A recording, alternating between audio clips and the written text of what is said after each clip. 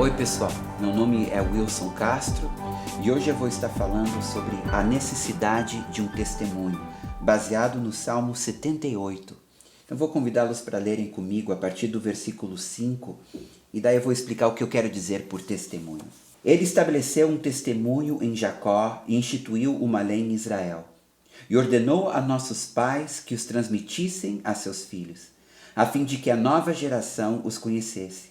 Filhos que ainda hão de nascer se levantassem e por sua vez os referissem a seus descendentes, para que pusessem em Deus a sua confiança e não se esquecessem dos feitos de Deus, mas lhes observassem os mandamentos, e que não fossem como seus pais, geração obstinada e rebelde, geração de coração inconstante e cujo espírito não foi fiel a Deus. Aqui o salmista ele usa duas palavras muito interessantes. Ele usa a palavra testemunho e ele usa a palavra lei. São duas coisas distintas, não são sinônimos. No Antigo Testamento, testemunho tem a ver com as obras de Deus, enquanto que a lei tem a ver com os mandamentos de Deus. E o salmista está dizendo que as duas coisas são importantes. No entanto, existe uma ordem. Primeiro vem o testemunho, depois vem a lei.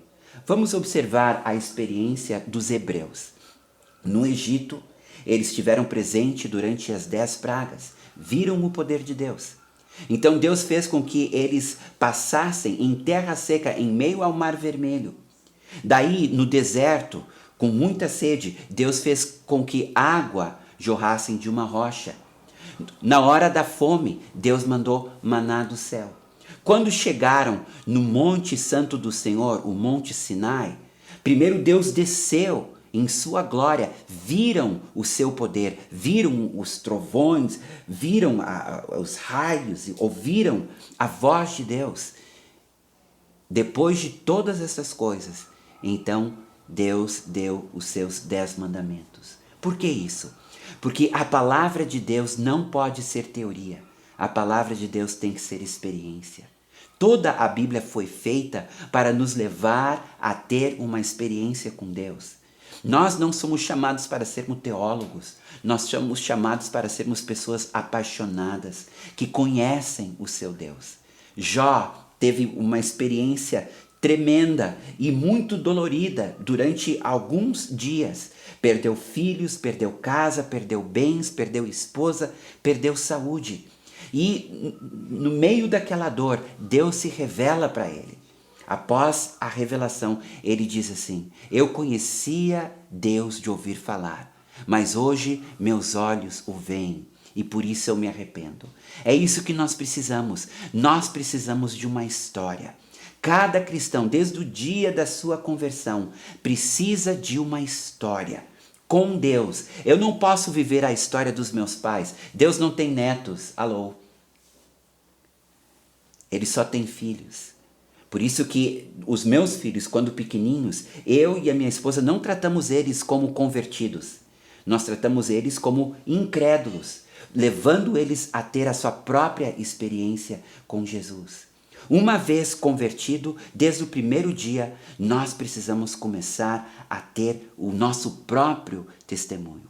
Paulo pregou em Atenas, não teve sucesso. Depois disso escreveu uma carta à igreja de Corinto e disse assim: olha, eu não cheguei a vocês com palavras persuasivas de inteligência e filosofia humana, porque eu não quis que vocês conhecessem outra coisa, senão a cruz de Cristo, Cristo ressuscitado, Cristo crucificado, para que vocês, a fé de vocês estivessem no poder de Deus. É isso que nós precisamos, uma fé baseada no poder de Deus. Alguns anos atrás, 2004, se não me falha a memória, eu comecei um diário. E lá por 2007, eu passei por uma crise muito difícil. Entrei numa depressão.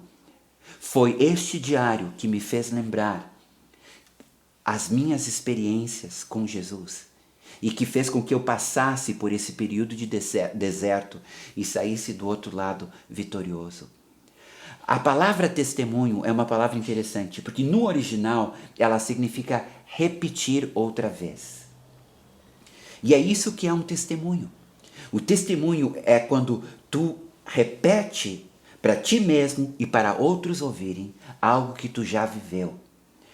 Enquanto a tua história fica guardada para ti, ela é só tua. Mas a partir do momento que tu compartilha ela passa a ser uma história para outros. E é isso que o salmista diz. Compartilhe o teus testemunho com os teus filhos, para que eles também possam buscar ter os seus próprios testemunhos, sua própria história com Deus. Agora, Efraim não fez isso. Efraim foi a maior tribo das 12 tribos. E diz logo adiante, nesse texto que nós estamos lendo, que os filhos de Efraim, embora armados de arco, bateram em retirada no dia de combate. Não guardaram a aliança de Deus, não quiseram andar na sua lei, porque esqueceram-se das suas obras e das maravilhas que mostrara. Por que Efraim, na hora da batalha, fugiu? É porque Efraim tinha a lei, mas tinha esquecido a sua história.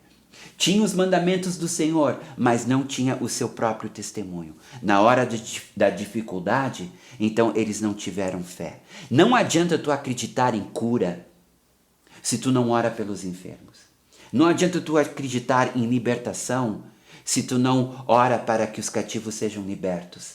Não adianta tu pregar sobre mentira e tu, no entanto, mentir. Sabe o que vai acontecer? Se tu não consegue crer nos mandamentos, na hora das promessas tu também não vai poder crer. Na hora da tua crise financeira, tu não vai acreditar na provisão de Deus. Por isso que nós precisamos fazer da Bíblia não um livro teológico, mas um livro de testemunhos. Ler o que outros testemunharam e procurar viver o que eles viveram. Outra coisa a respeito da palavra testemunho. Diz lá em Apocalipse capítulo 19, versículo 10, que o testemunho de Jesus é o espírito da profecia.